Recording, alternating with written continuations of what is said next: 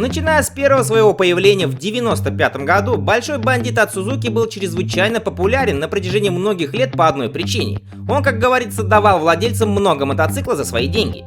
Однако в 2006 году эра Suzuki GSF 1200 бандит подошла к концу, потому что он со своим воздушным двигателем уже не соответствовал нормам Евро-3.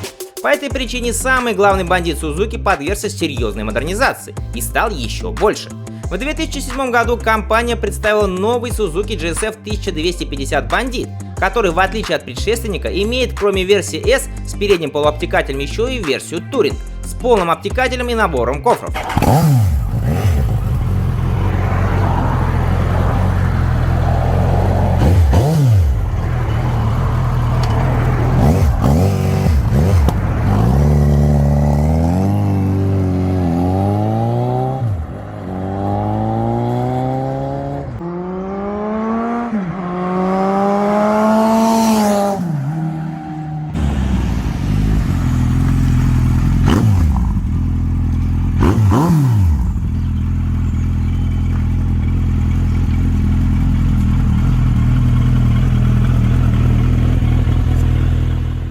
У компании Suzuki стояла довольно проблемная задача. Они должны были ввести более сложный двигатель, соответствующий всем нормам с улучшенными характеристиками, сохраняя при этом гибкий, дружественный гонщику характер большого зверя, к которому все привыкли. Плюс к этому они также должны были улучшить управляемость, сохраняя при этом образ бандита нетронутым. И самое главное, им нужно было сделать все это, сохранив традиционно конкурентоспособную цену, которой всегда славился Большой бандит. В итоге они, конечно же, с этим справились. После дебюта новый GSF 1250 бандит стоил совсем немного дороже, чем Hornet 600 от Honda, что заставляло задуматься многих райдеров. Правда, Naked-версия продавалась недолго, до 2012 года, получив небольшой рестайлинг в 2010, который заключался в основном в новой фаре и приборной панели.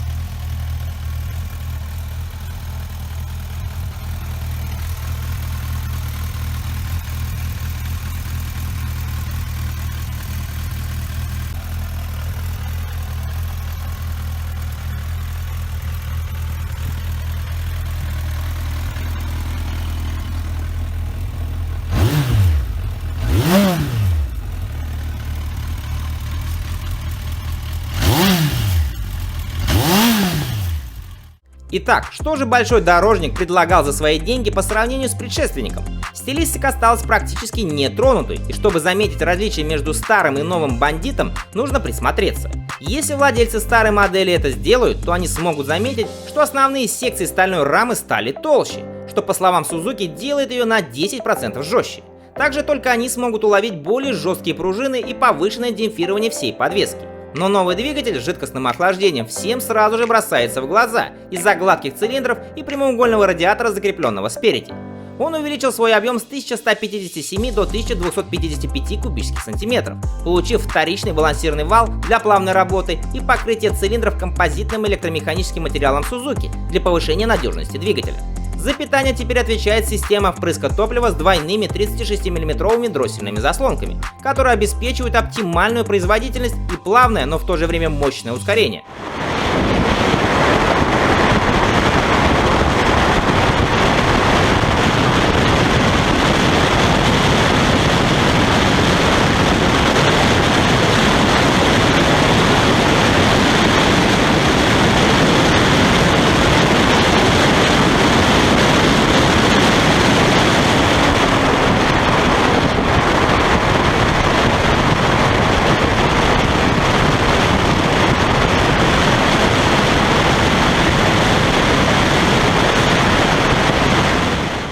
В итоге новый 1250-кубовый двигатель стал не сильно-то и мощнее на бумаге.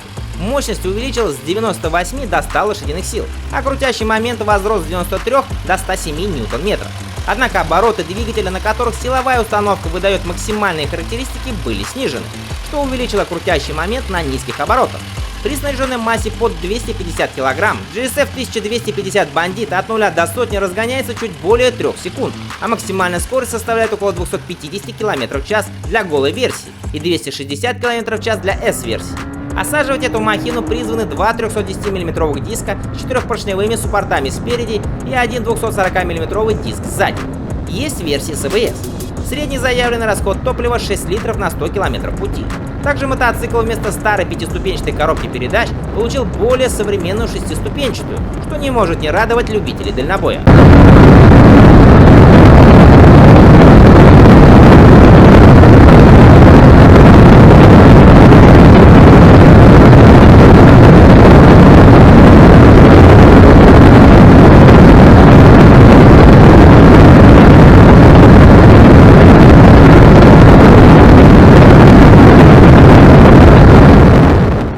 Несмотря на множество изменений, любой, кто знаком со старой моделью, сразу же почувствует себя как дома.